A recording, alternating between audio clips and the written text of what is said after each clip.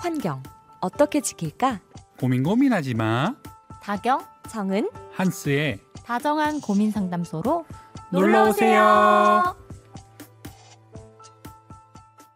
안녕하세요. 팟캐스트 다정한 고민 상담소입니다.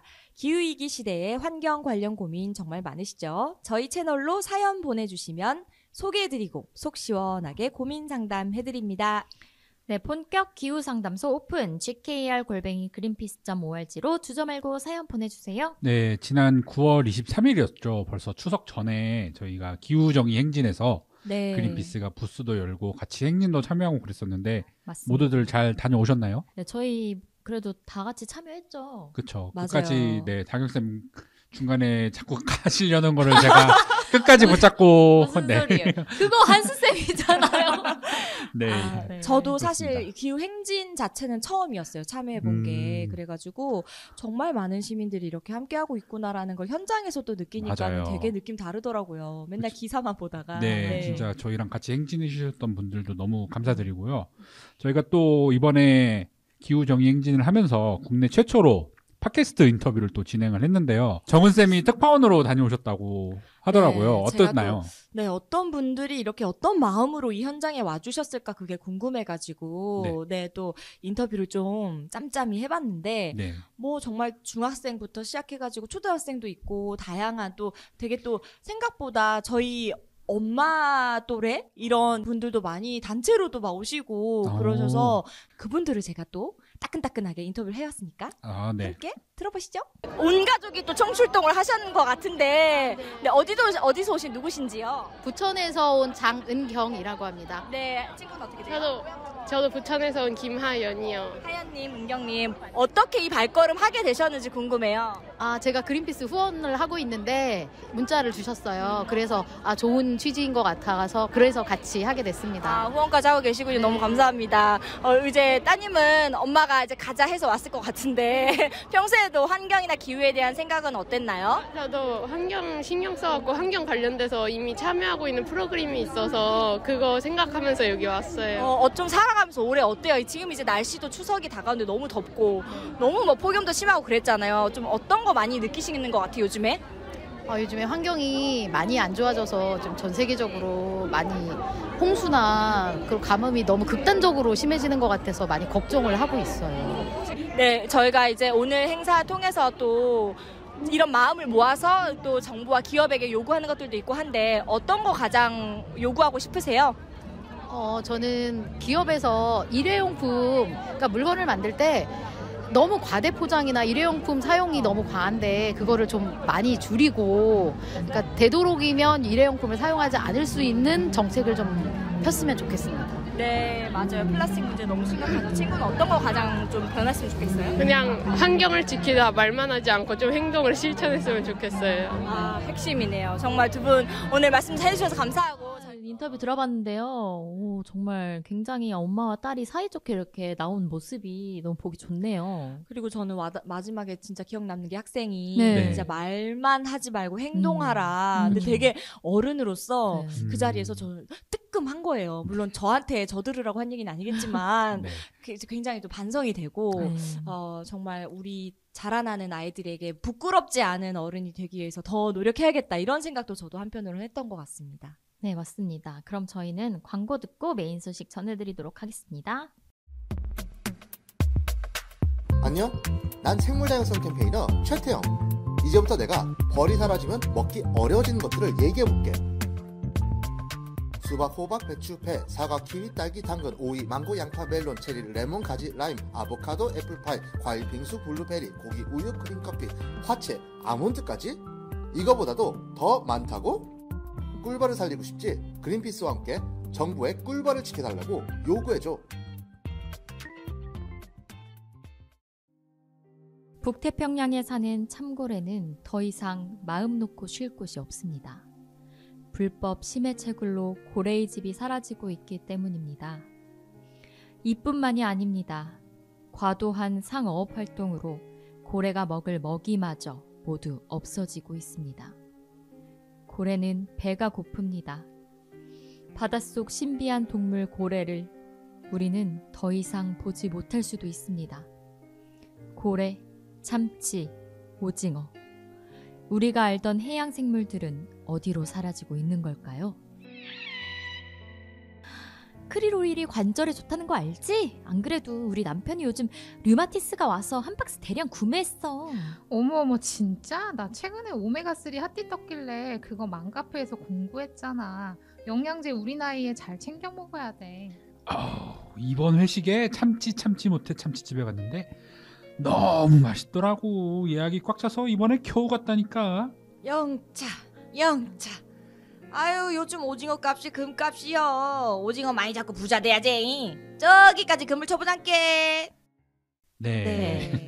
아유 참 뭐 크릴 오일부터 시작해가지고 뭐 오메가 3 참치 오징어 우리 그쵸. 바다에 사는 이 해양 생물들이 말이죠. 네, 이런 다큐멘터리를 또 저희가 상황극으로 진행을 해보았는데요. 맞아요. 근데 정은쌤은 어느 나라 사투리였던 건가요? 저도 잘 모르겠어요. 저도 굉장히 네. 뭔가 오징어 값이 금값이죠 요즘. 금값이죠. 그래서 오늘 되게 고래 나레이션까지 듣고 왔는데요. 오늘 바다 스페셜, 해양 스페셜, 바다보호 전문가인 그린피스 바다 전문가 김연아 오션 캠페이너랑 같이 진행하려고 합니다. 네, 캠페이너 선생님 나와주세요. 네, 안녕하세요. 김연아 오션 캠페이너입니다. 반갑습니다. 청취자님들. 아, 네, 우리 김연아 오션 캠페이너 선생님으로부터 선생님 소개드릴 것 같으면 말이죠.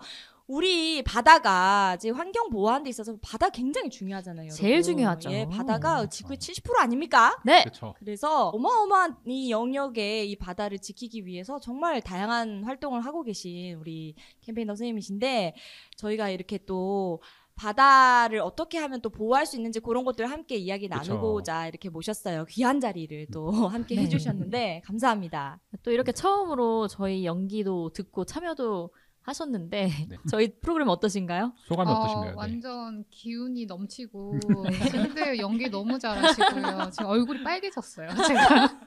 아유 부끄러움은 연하쌤 목. 저희 다시 사연으로 돌아와가지고 저희가 최근에 추석도 있고 했는데 추석 때 특히 또 이제 명절 선물로 참치 선물 이런 거 많이 하잖아요. 진짜 맞아요. 많이 하죠. 진짜 많이 네. 하죠. 특히 요즘은 또 자취생들의 필수품. 필수템이다 보니까 맞아요. 진짜 당근마켓에도 많고 참치들 굉장히 많이 주고받고 이러고 있는데 어떠신가요, 정은 쌤은? 저도 참치 선물 이제 받아서 네. 그거 쟁여놓기는 했어요. 그걸 네. 뭐 받은 걸 어쩌겠어요. 받았는데 네 차마 이렇게 희생당한 참치까지는 생각이 미치진 못했으나 오늘 또 사연을 듣다 보니까 좀 미안한 마음이 들기도 하고 사실 저희 할머니께서 좀 연세가 있으신데 한 번 예전에 오메가3를 선물해 드린 적이 있는데 그걸 다 먹었는데 어디서 사야 되는지 모르겠다며 전화를 주셨더라고요. 그래서 또 사드리면서 또 이렇게 오메가3 선물을 해드리긴 했는데 네. 사실 좀 미안한 어떤 마음도 계속 생기네요. 그래서 또 이런 문제와 관련해서 또 그린피스가 글로벌 해양 조약을 통한 해양 보호 보고서를 발간했습니다. 이 나레이션에 나왔던 동물들을 보호하기 위해 또 공해를 보호구역으로 지정을 해야 되는데요. 일단 이 공해라는 용어가 좀 청취자분들께 생소하게 느껴질 수 있을 것 같아요. 공해 보호구역 지정이 어떤 의미인지 연하쌤 설명해 주실 수 있나요? 아, 네. 공해는 그 어떤 국가의 소유도 아닌 인류 공동의 자산을 얘기를 하고요. 전 세계 바다 면적의 약 61%를 차지하고 있는 아주 광활한 면적을 가진 공해입니다. 하지만 이렇게 넓은 면적을 가지고 있는데도 불구하고 이 공해를 체계적이고 그리고 효과적으로 보호할 수 있는 국제법이 마련되어 있지 않고 있고요. 그래서 무분별한 개발과 오염이 지금 계속되고 있고 지금 공해상의 보호구역으로 지정된 보호구역은 2% 미만에 불과한 실정입니다. 그래서 유엔을 포함해서 유엔 산하의 각국들은 이 공해 훼손에 대한 문제를 아주 심각하게 받아들이고 있고 그래서 이 공해를 효과적으로 보호할 수 있는 이 국제 조약을 체결하기 위해서 2018년부터 총 6차례의 정부 간 회의를 거쳤고요. 지난 3월에 유엔 해양생물 다양성 보전 협약 정부 간 비상회의에서 글로벌 해양 조약이 마침내 성공적으로 합의가 됐습니다. 네, 이제 이 UN 글로벌 해양 조약을 통해서 이 공해 해양보호구역을 확대할 수 있는 발판이 이제 마련이 되게 된 거죠. 지금 말씀 들으니까 이 글로벌 해양 조약이 어쨌든 합의가 굉장히 긴 시간 끝에 됐다. 네. 굉장히 희망적인 소식이 아닌가 생각이 들고 앞서 저희가 사연에서 이렇게 소개했던 그런 해양 생물들도 이제는 조금은 보호될 수 있는 그런 희망이 열린 게 아닌가 이런 생각이 드네요. 근데 저는 놀란 게 그 공해가 전체 바다의 어쨌든 61%인데 네. 그 공해에서 보호구역 지정된 거는 현재까지는 2%가 안 된다. 그러면 뭐 정말 뭐 거의 모든 그 공해 거의 바다는 없다라고 다 보면 그냥 되죠. 무분별하게 지금은 어쨌든 이렇게 인간의 활동이 일어나고 있다는 거네요. 네, 맞아요. 사실은 이제 각 국가가 소유권을 가지고 있는 영해에는 어느 정도 해양보호구역이 좀 확대가 되고 네.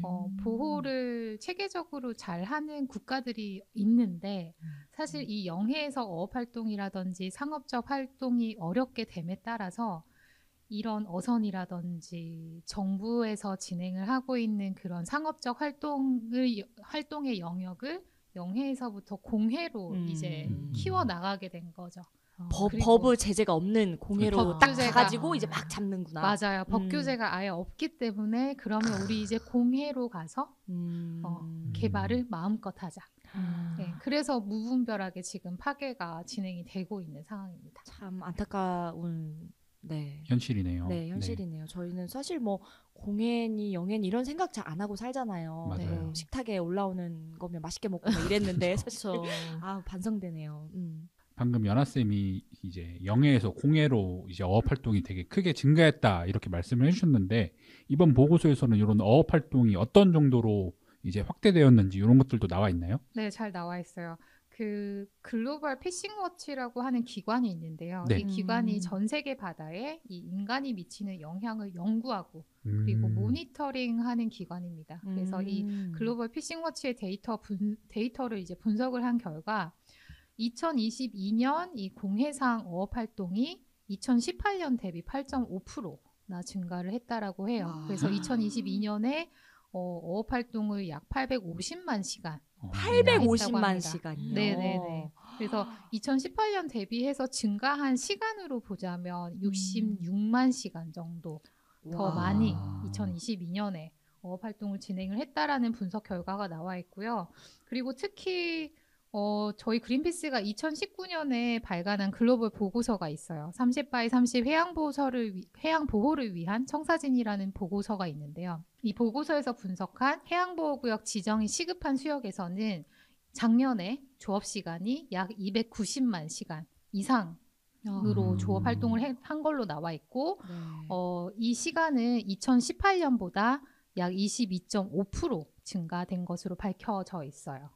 그러니까 이제 어업 활동도 작년 대비해서 늘었는데 보호 구역이 필요한 그러한 수역에서는 전체적인 증가량보다 훨씬 더 많이 증가한 거로 볼 수 있는 거네요. 네, 맞습니다. 정말 보호구역이 지정이 네. 시급한 지역이 이렇게 더 막 무분별하게 이런 인간의 어업 활동이 진행되고 있다라는 사실 굉장히 충격적인데 아까 이제 말씀하신 2019년 발간한 보고서 30x30 요거에서 이 30x30이 뭔지 궁금해하시는 청취자분들도 계실 것 같아서 간단하게 얘기하고 다음 이제 넘어가면 좋을 것 같아요.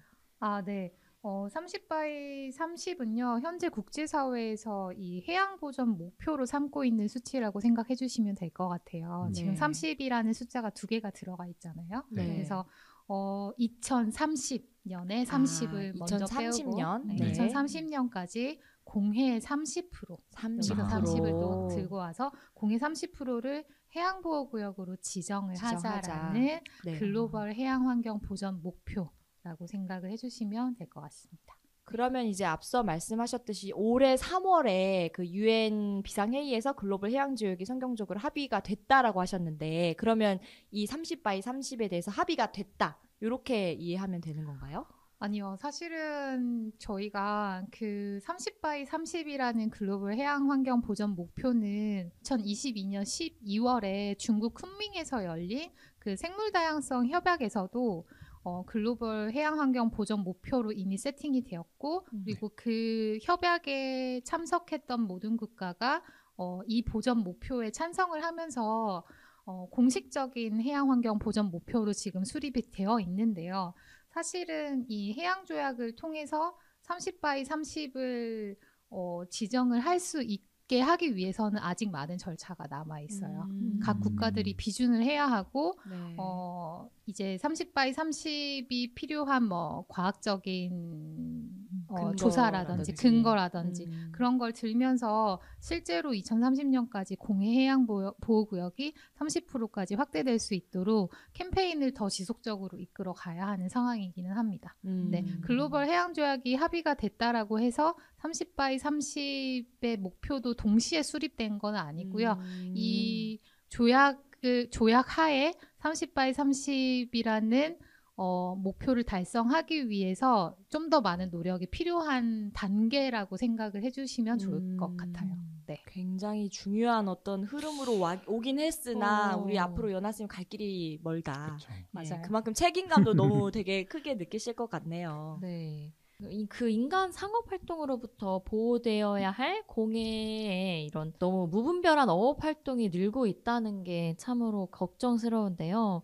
이런 어업 활동들 중에 어떤 어업 유형들이 가장 많은가요? 네, 가장 많이 사용된 어업 그리고 어구 유형은 연승 그리고 저희가 앞서서도 롤플레이도 했었지만 오징어 채낚기라든지 아니면 트롤 어선 이 있습니다. 참고로 연승어업은 긴 밧줄인 연승에 수천 개의 낚싯줄을 매달고 그리고 그 끝에 미끼를 달아서 어류를 잡는 어업 방식이라고 이해를 해주시면 되세요.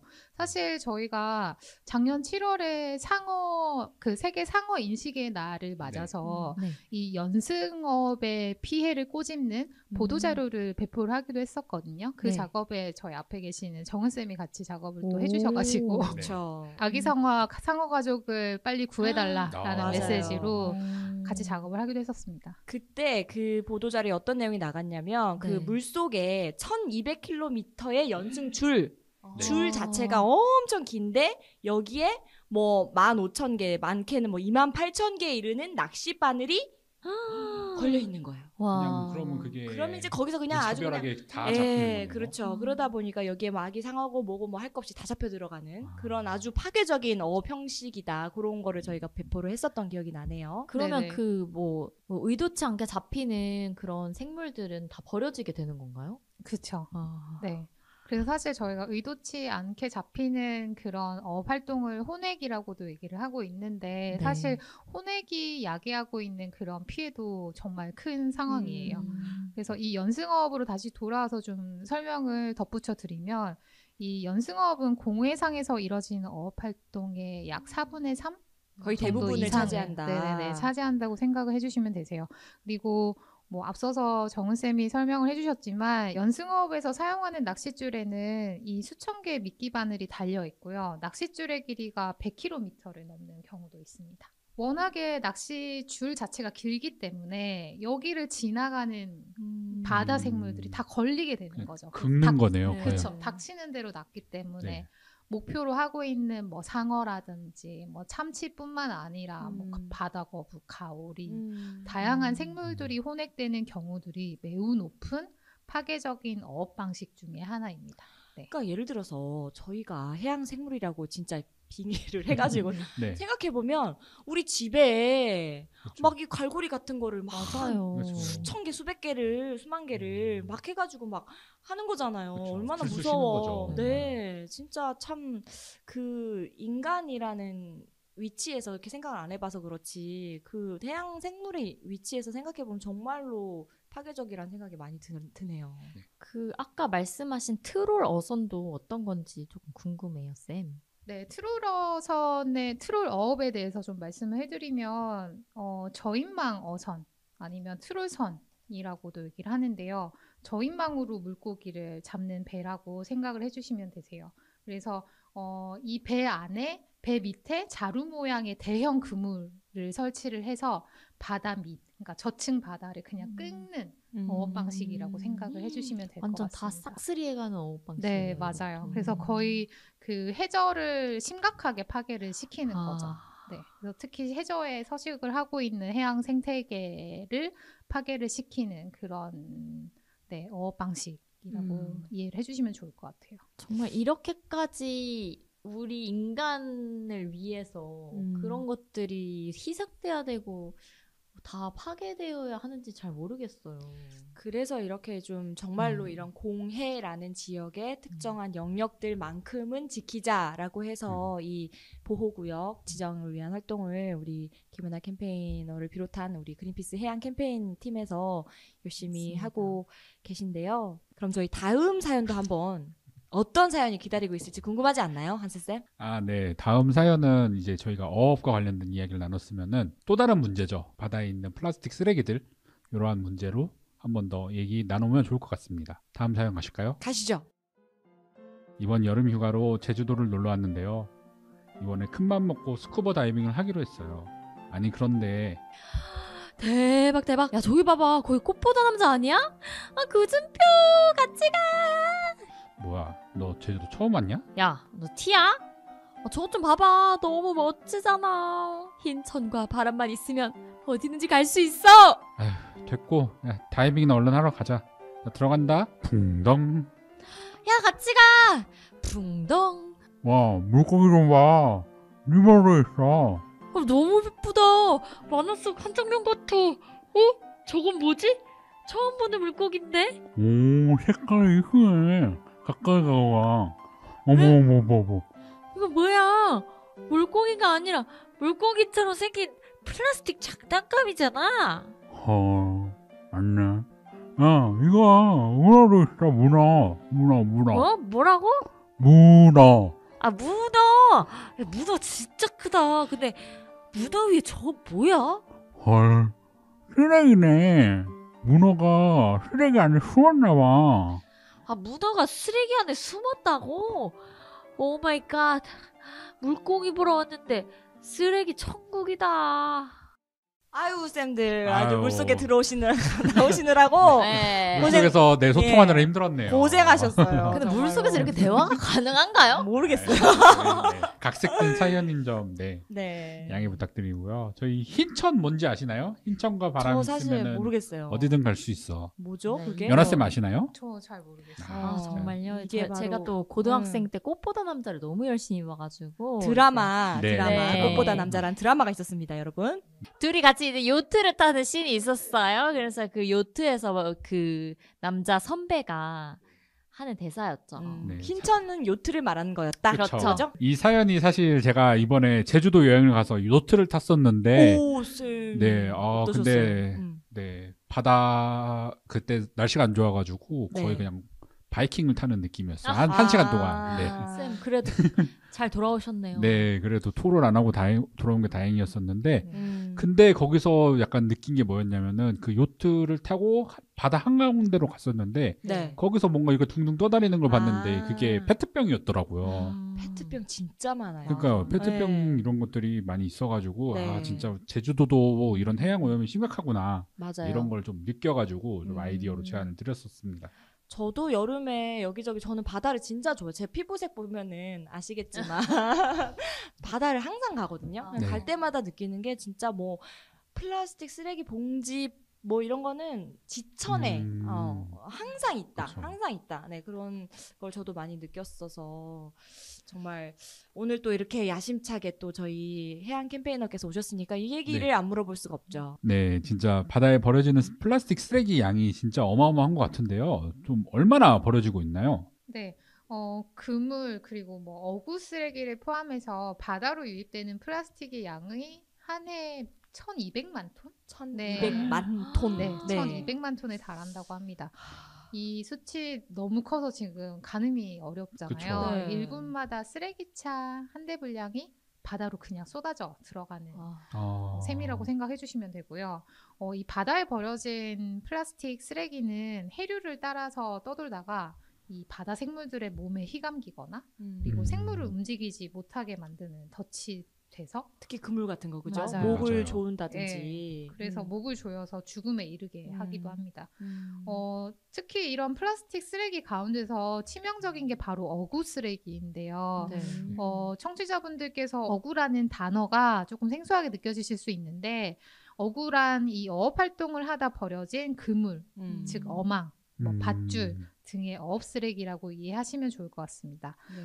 해마다 64만 톤의 어구 쓰레기가 바다로 버려지는 것으로 추정이 되고 있고요.